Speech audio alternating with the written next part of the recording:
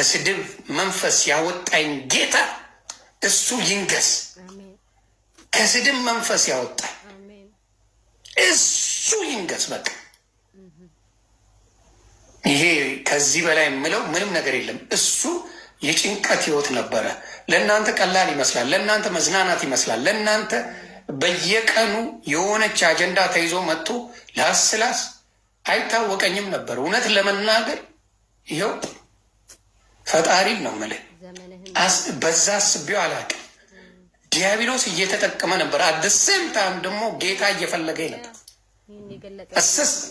ውስጤን ስለሚያውቅ ጌታ ውስጤን ስለሚያውቅ እኩል እየተከተለ ነበር። የፋሲካ ቀን የኔ ልደት ነበር። የዛ ጊዜ ነው ጌታ የተገለጠው። ከዚህ በኋላ ኖ ኖ ኖ ኖ አንተ ከዚህ በኋላ ዲያብሎስን አታገለግልም፣ ውጣ ውጣ ተናናናና ማንቁርቴን ይዞ ወደ እሷ መጣ። እንግዲህ ከጌታ የሆነን እስቲ ማን እንደሚያላቅቅ እናያለን።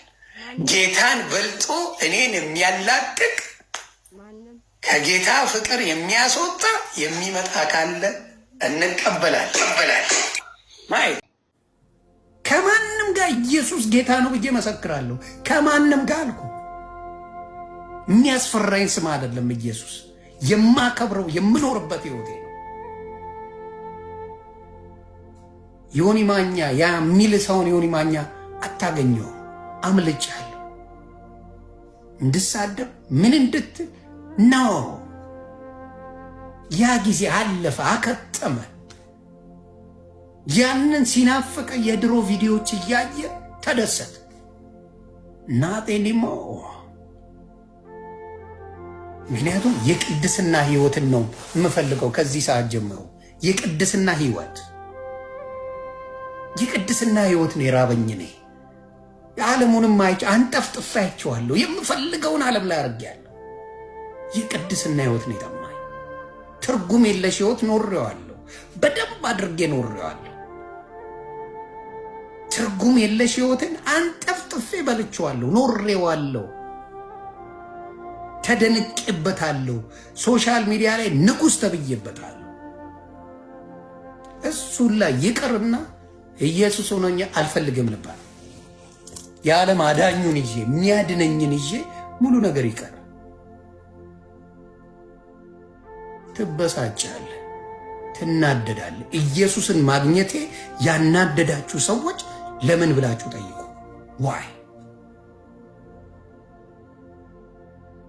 ኢየሱስን ማግኘት የሚያበሳጭ ከሆነ ችግር አለ፣ የሃይማኖት ችግር አለ።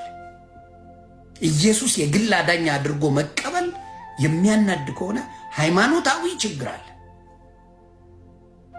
ብዥታ አለ። ብዥታው መጥራት አለበት። ብዥታው ይጥራን ያለው የቁም እስረኛ ነው የምትደረገው። ኢየሱስ ብቻውን ያድናል ስትል ቤተ ክርስቲያን ደጅ እንዳትረግጥ ነው የምትባለው። ሐሳዊ ትምህርት ነው፣ የመናፍቅ ትምህርት ነው የምትባልበት ነው። ኢየሱስ ስሙ ለመጥራት ፓወር ያስፈልገዋል። ደረትህን ነፍተህ ኢየሱስ ጌታ ነው ብለህ የመሰከርክ ጊዜ ታመልጣለህ። የምትፈራው ስም ነው። በጣም የሚያስፈራ ስም ነው። ጥበበኞች ብቻ የሚጠሩት ስም ነው። የተመረጡ ሰዎች ይጠሩታል። እሱ ሲመርጥ ነው። እኔ ዘፋኝ አይደለሁ። ምንጩ ከየት እንደሆነ ያልታወቀ የአጋንንት ክፉ ምክር በኢየሱስ ክርስቶስም ይሰበር።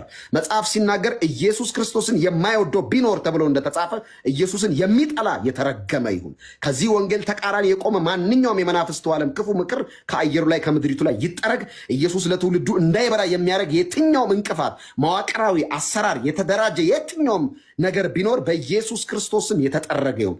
ቅዱስ እግዚአብሔር አባቶች ስለዚህ ጊዜ እናመሰግናለን። ምስጋና ለአብ ለወልድ ለመንፈስ ቅዱስ ይሁን በኢየሱስ ክርስቶስ ስም አሜን። ክብር ለኢየሱስ ይሁን። ጌታ ይባረክ። ደስ ብሎኛል። ይሁንዬ በጣም